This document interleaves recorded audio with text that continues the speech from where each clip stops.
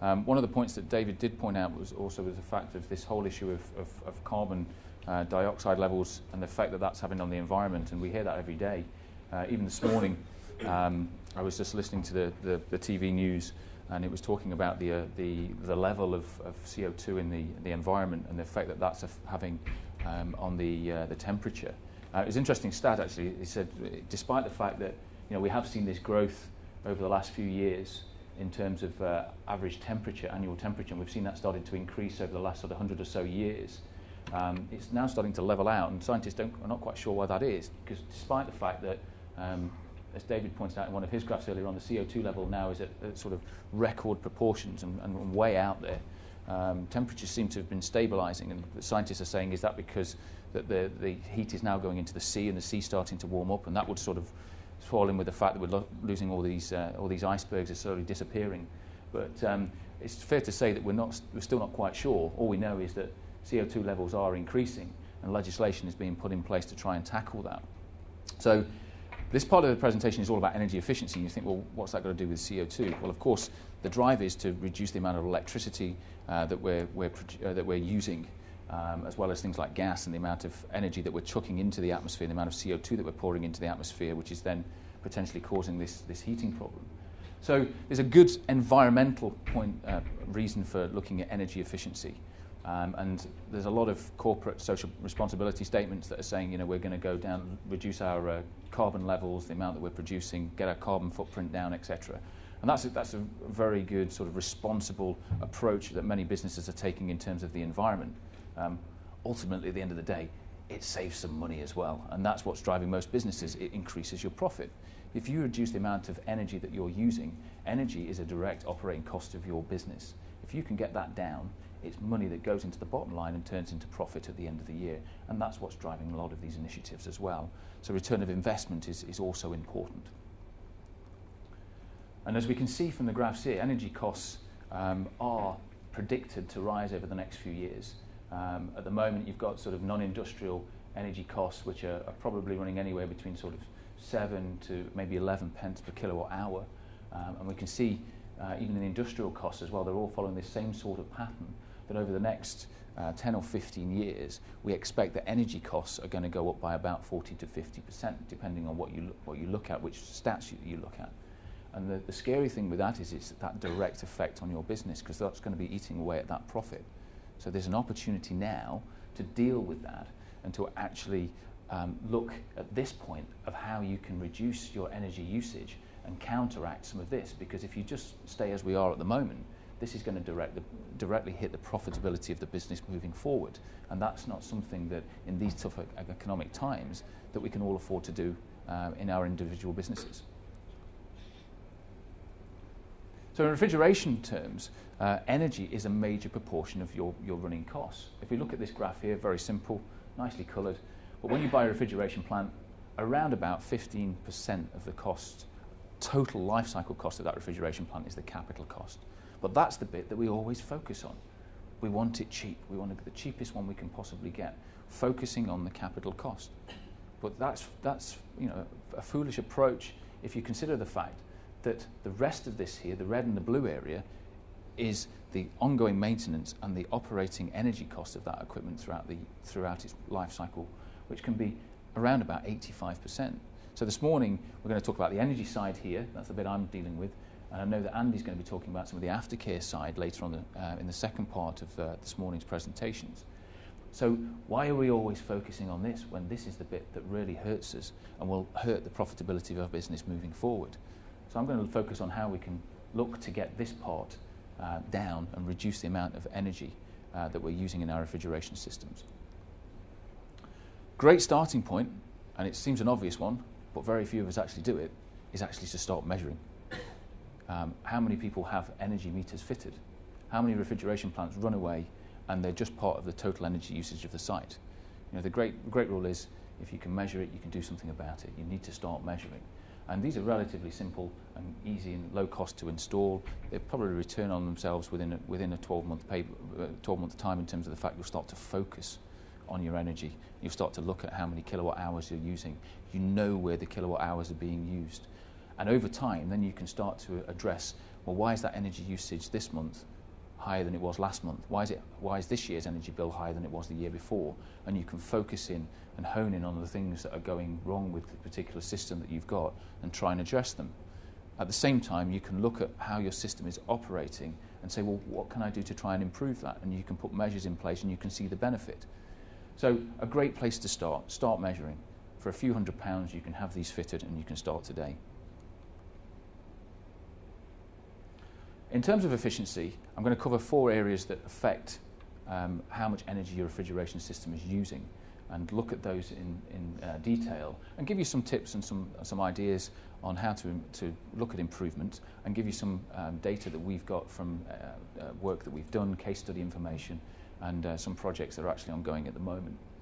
So the first point that I'm going to cover is in terms of actually dealing with where does all this heat and energy come from? Where does the cooling load? Why is it there? And how can we try and reduce that? Because the simplest way of actually making your plant more efficient and using less energy is to get rid of the heat to start with. If the heat's not coming in, if the energy's not needing to be removed, then your plant will run less. It might even switch itself off. We'll then look at the temperatures at which it operates, because in a refrigeration system, if you can bring the temperature at which you're cooling up and you can bring the temperature at which you're rejecting the heat to the ambient down, you improve the efficiency. We'll then look at how the selection of the components within that system affect the overall efficiency. And finally, we'll look at how operating those pieces of equipment in different ways, particularly through variable speed drives, you can improve efficiency also. So let's start with the actual load for a refrigeration system. And that's made up of lots of different parts and there's lots of different things that affect it. Ambient temperature is one. If you've got a building, a warehouse, and it's 35 degrees outside and it's minus 20 degrees inside, you've got a temperature difference. And that's driving energy into the building, which you then have to remove through your refrigeration system. It's no different with air conditioning. But then you start to look at other areas. You can insulate your building, you can insulate pipes, and depending on how you insulate them will affect the amount of energy that's flowing into the building that you have to remove through refrigeration. Air ingress into areas, whether it be a warehouse or be an office building, is an important part, and also moisture. Products and people that are in there, they're adding heat. We're all adding heat to this room now with this air conditioning units, trying to battle and remove as quickly as possible. Electrical loads, lighting is a prime example, and also a hidden one that people often don't think about, but where you're operating at lower temperatures, close to 0 or below, you have defrosting, and when you defrost, you're putting energy into the environment often to carry out that defrost process, and then that has to be removed again by refrigeration. So if you look at ambient temperature varies throughout the year, and that has an effect on a building. These are average daily temperatures at 3 parts of the UK, and this will be important later on when we start to look at aspects like free cooling. But you can see that varies throughout the year, and if you can get your refrigeration plant to follow that profile, both in terms of its condensing pressures, etc., you can ultimately improve your efficiency.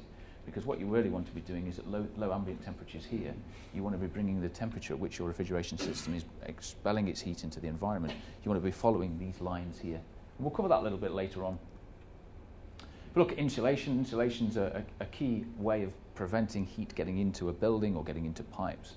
And basically what happens is as your insulation gets thicker, the amount of heat that's flowing into a building is reduced, such that, as you can see here, if you've got a typical freezer chamber, if you had 50 mils of insulation, you've got a heat gain of about 24 watts per metre squared. As you increase the thickness, the amount of heat gain that's going in per metre squared of insulation decreases.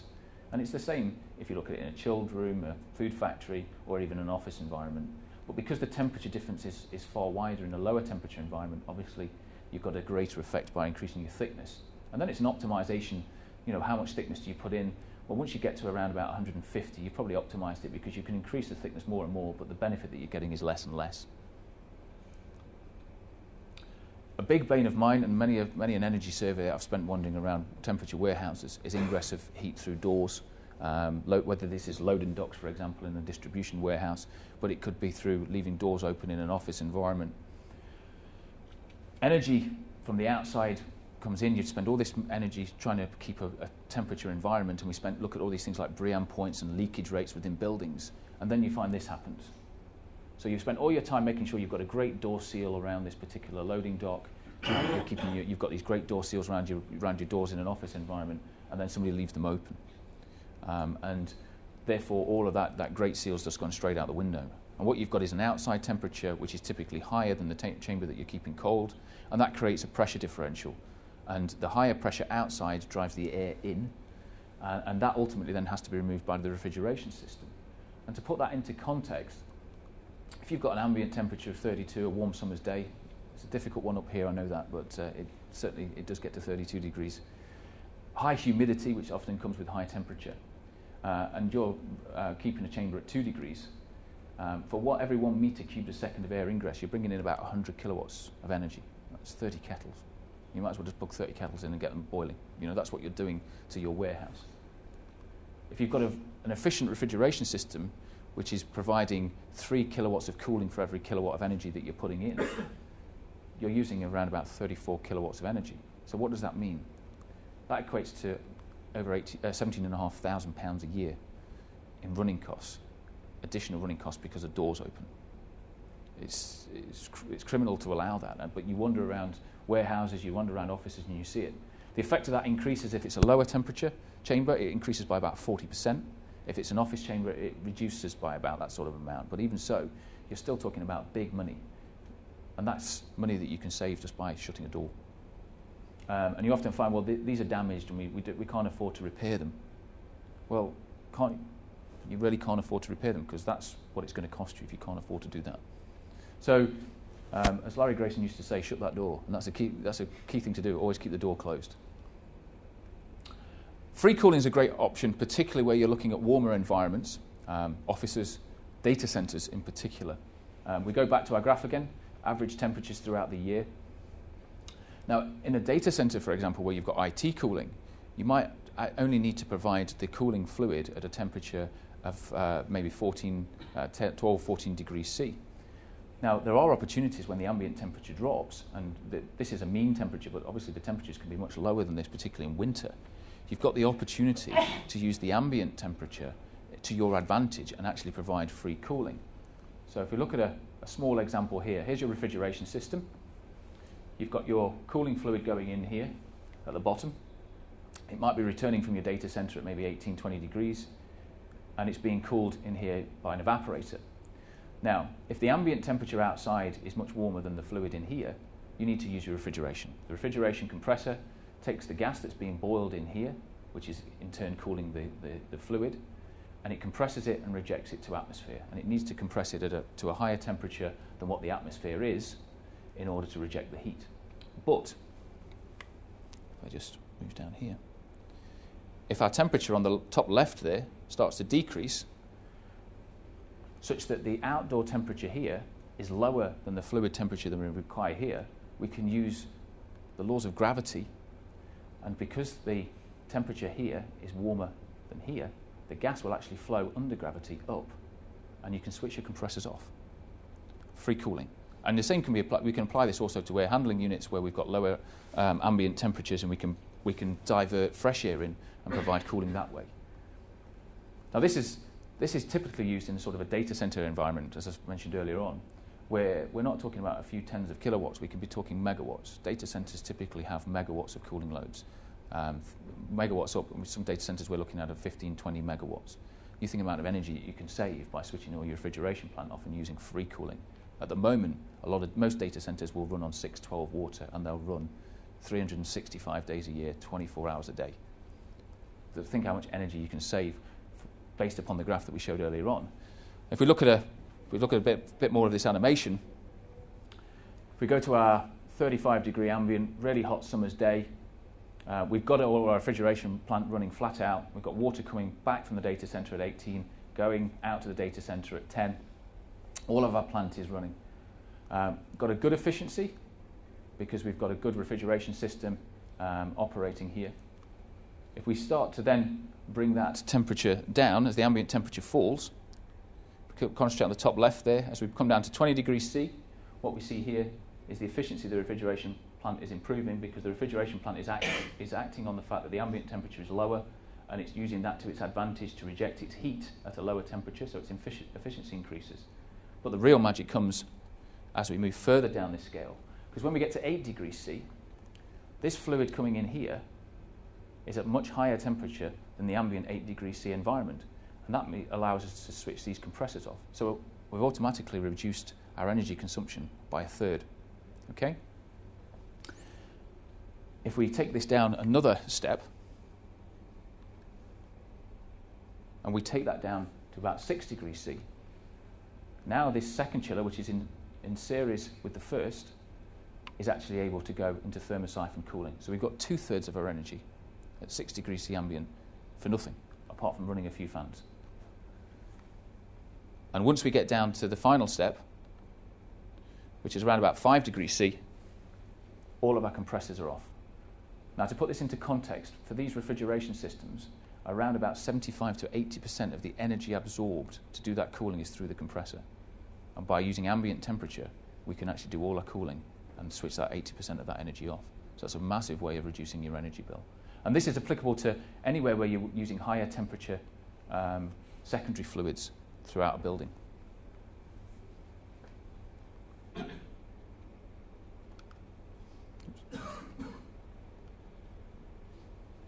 Okay, going on to electrical loads. We talked about lighting earlier on. It's an obvious example.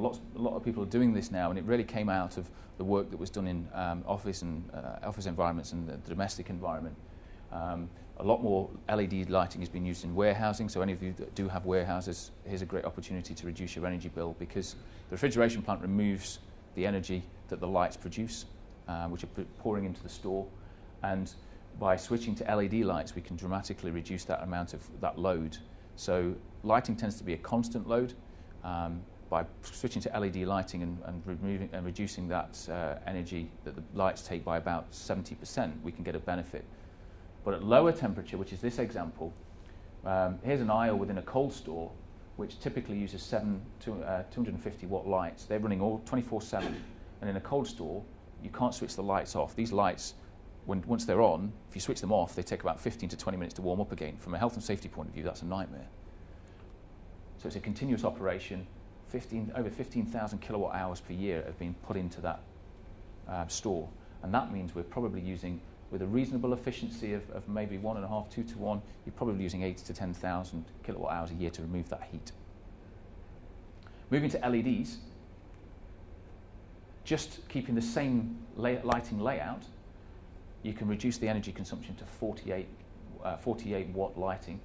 Gives you the same amount of lighting. What you'll notice is it's actually a lot clearer. The lighting is a lot more crisper, and it's far better for people that are operating within the store.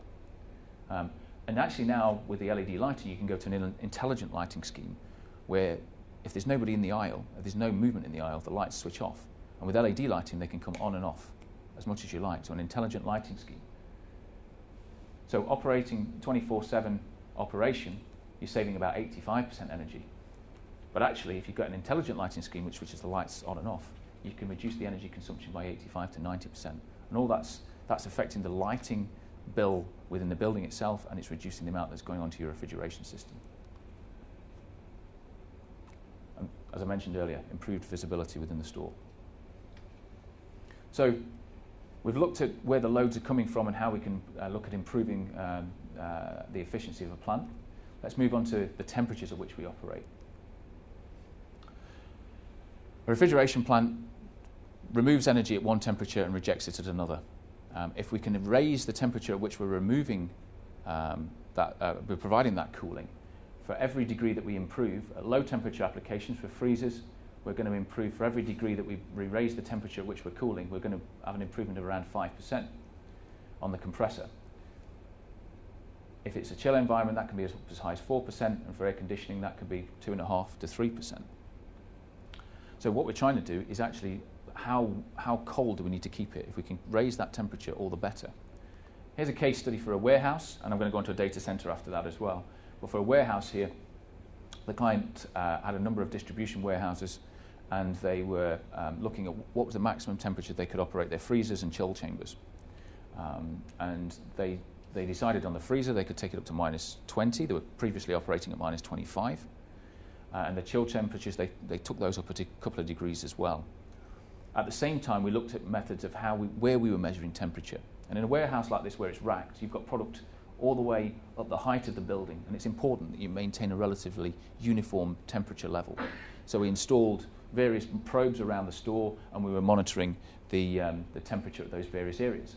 But in other chambers, we had no racking. The ceiling was about half the height, but we only actually needed to cool to 2 metre levels. So we put some temperature probes now down at low level, up to 2 metres. But actually the temperature above that, we're not really that worried about. Previously, we were measuring temperature at the top, the height of the building, which would actually be the warmest part. Now we're only interested in what's at the lowest part, and that means we can actually raise our cooling temperature by about a degree or two. So we installed a temperature monitoring system, quite a comprehensive system with about 40 or 50 points around the store. That enables them to also prove temperature compliance through regulatory requirements. And we recalibrated and recommissioned the refrigeration system. So in the freezer, we were maintaining a uniform temperature at all heights, but in the chill chambers, we were only looking to maintain the temperature that was required to keep the product at low level at the temperature it needed to be. And but through that recommissioning of the plant, we got some really beneficial energy savings. Through that recommissioning and also raising the chamber temperatures, what we were seeing across the 5 distribution warehouses was improvements of up to 21% in terms of the energy consumption. Now, some of that's a year-on-year comparison. So we've looked at 12-month periods, and we've looked at that month, 12 months on. Now, there will be variations in ambient temperature, but even taking that out, you can see we saw that there was a benefit which was at least 3/4 of what we're seeing there. So huge benefits by looking at what temperature you're actually maintaining warehouses at. If we look at things like, the other benefit that we got out of this as well is through the temperature monitoring, which we've got some examples out the back. We actually got far better compliance. What you see is here, all the green areas is where within plus or minus 1 of the temperature required within the chamber. So throughout the chamber, plus or minus 1 degree. So we were getting something like 98% compliance throughout that. So that helped the client in terms of proving the reliability and the effectiveness of their cooling system within a warehouse. If we move on to chillers, we spoke a little bit about free cooling earlier on, but driving up chiller temperatures, what temperature do you need to provide chilled water? This is a data center application using screw compressors. And what we see here are various temperature lines for chilled water and the efficiency of the refrigeration system.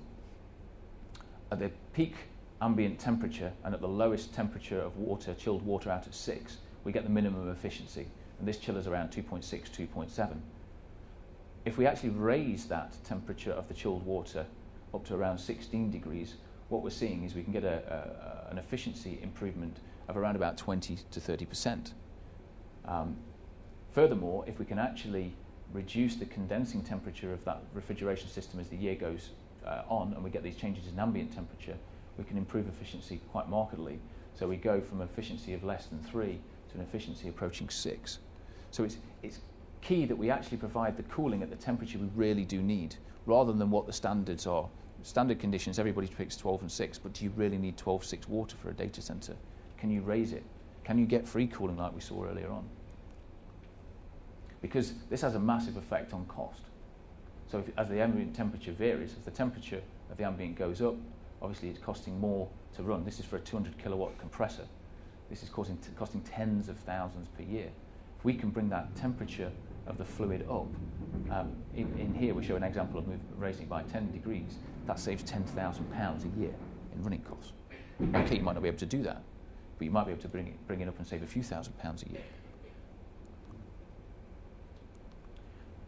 We've looked at the cooling temperature at which we're operating, the same at the other end of the scale, the temperature at which we're rejecting.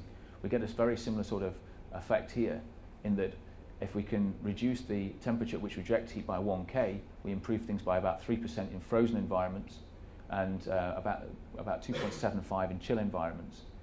That would be for a typical evaporative type of application for a warehouse. If we look at air conditioning where we're air-cooled, because we're operating at a higher temperature, because it's air-cooled rather than evaporative, we're using dry bulb rather than wet bulb temperature, we get a significant benefit on air-cooled applications of nearly 3% for every 1 degree that we reduce the condensing temperature. And how can we do that? Well, particularly when you're looking at locations of condensers, you really need to think about where you're putting these, because you want a most effective way of rejecting heat. So here's some ways of not to do it, putting blocked walls on the face of condensers or restricted airflow onto here means that you can't get fresh air onto the condenser and throwing it out.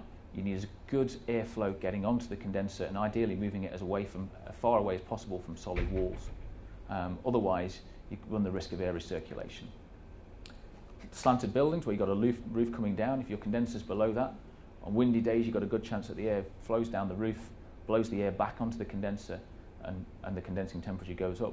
And we've seen examples on these two of condensing temperatures increasing by 5 to 10 degrees just because of the location of the condensers. So you want something of lots of fresh air, lots of area where you can get cold air onto the condensers and you're not getting this recirculation. And then that's just plain daft. But we've seen that. You know, you're blowing warm air at a wall and it's just going to go round in circles. But face it in the other direction. It's as simple as that. The cleanliness of the condenser is key as well. Everybody quotes perfect, clean fins for their condensers, but over time they get dirty. They get blocked with leaves, they get blocked with dust, they get blocked with carrier bags. The condensers are just hoovers. And so keeping them clean is important because over time you build up a resistance to temperature, so to heat exchange, and the efficiency drops. So keeping these clean, just regular cleaning maintenance every so many months, keeping a check on it. Somebody goes by even just every day to make sure there's not plastic bags connected to it, and etc. Expansion valves are important, particularly on smaller systems where you've got thermostatic expansion valves. Thermostatic expansion valves need a pressure differential across them to operate. So what does that mean? Well, the ambient temperature is varying, as we saw on the previous graphs throughout the year, but your thermostatic expansion valve is typically keeping the condensing pressure fixed. So you're not getting any of this benefit at all. And you're just operating on a fixed differential in your refrigeration system. So you're running it the most inefficient way throughout the year. Moving to electronic expansion valves like this one here, what you can do is allow the system pressure to vary with the ambient temperature, and all this space here between the red line and the blue line is energy that you're saving. And that can be fitted to relatively small, simple refrigeration systems and pay back within a very short period of time. We now move on to the components within the refrigeration system, and we'll break those down a little bit. Here's a typical refrigeration system for a warehouse where we're providing refrigeration to some room coolers. In terms of the breakdown, we've got the main components in here. We've got compressors, we've got our condenser with its fans, we've got our room coolers with its fans. And if we look at the breakdown of where the electricity is being used, we can see where to focus our efforts. Because 90% of the energy has been used in the compressor. So anything we can do to improve the efficiency of those compressors is good. We can deal with some of the auxiliary loads like the condenser fans and the evaporators, but here should be the focus of our efforts. If we move to a secondary chiller, the picture's slightly different. This time we've got a pump here, which we're going to start to incorporate into the system, and this could be for any air conditioning type of application, a data center and the likes. Now we've got 75% of the energy being used in the compressors. We've got 15% being used in the fans. We've got 10% being used within the pumps.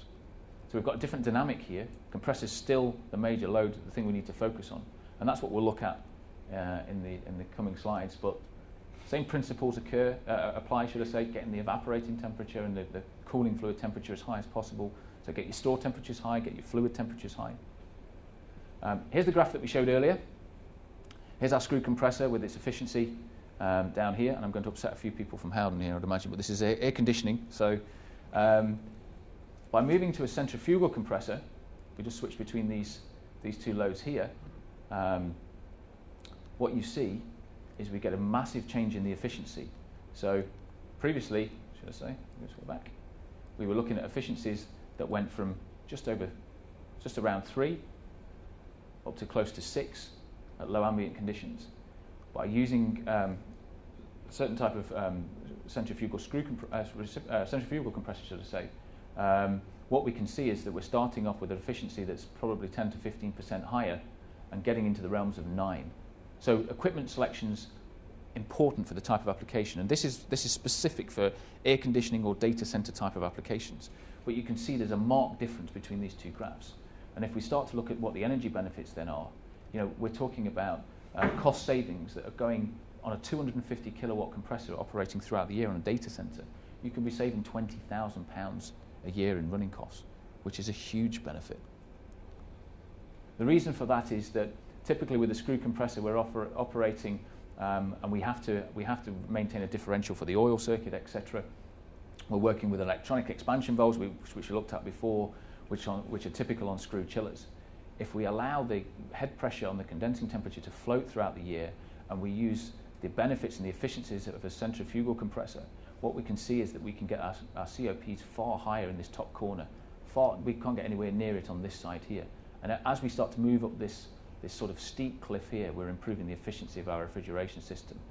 The compressor here takes advantage of low ambient temperatures and reduction in load to try and get as higher efficiency as possible. We've got something similar, our indigo chillers, which are shown at the back there. We can provide some information on those later.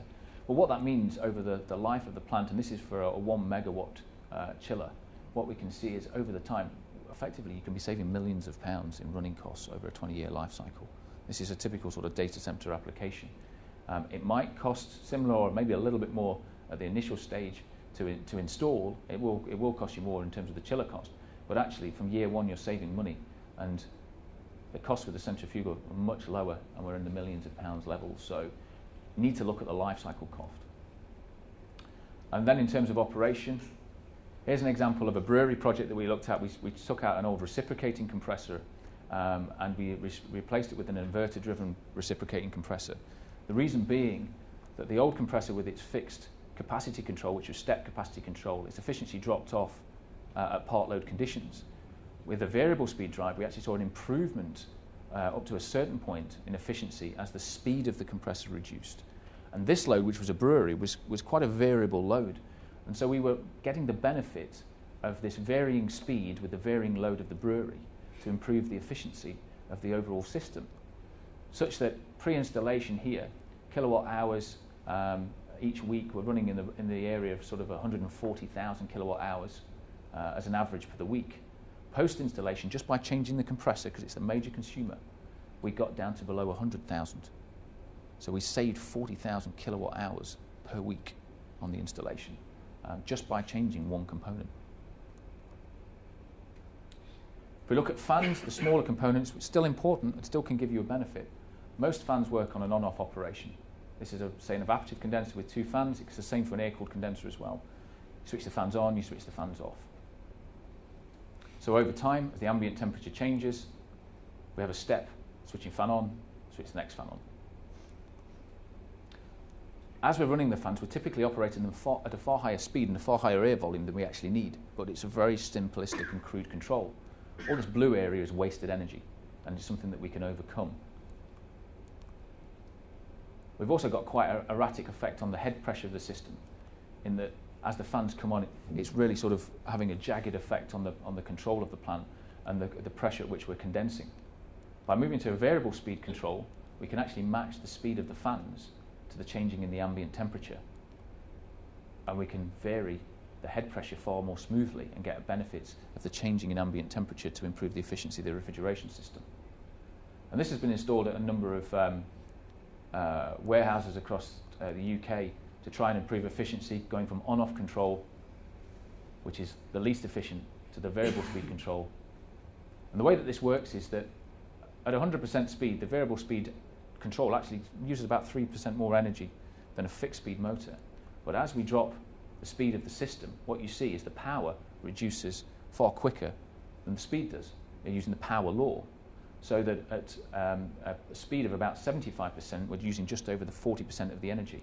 And as we drop that even further, at 50% speed, we're using about 12% energy.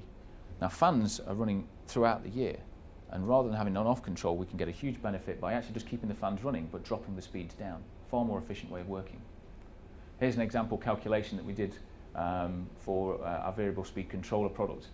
And we see here a fixed speed sort of operation throughout the year.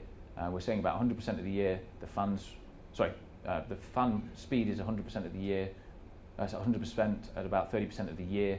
And we broke it down, it's 75% for about 12% of the year, 50% for 18%. And we looked at a typical profile. This was something that we just worked on in terms of a guideline and a rule of thumb. And by going to variable speed, we could reduce the amount of energy consumption by about 25%. We then took this to a client and we said, right, they said, we want you to guarantee your figures, guarantee what you're going to produce in terms of energy savings. So we said, okay, that's fine. We were a little bit more conservative. But we were showing paybacks between about just over 3 years and just over 5 years across 4 different sites. And we were showing savings of between £5,000 and £10,000, depending on the size of the site. We got measured data. The client had a system for looking at the amount of energy that was being used month on month.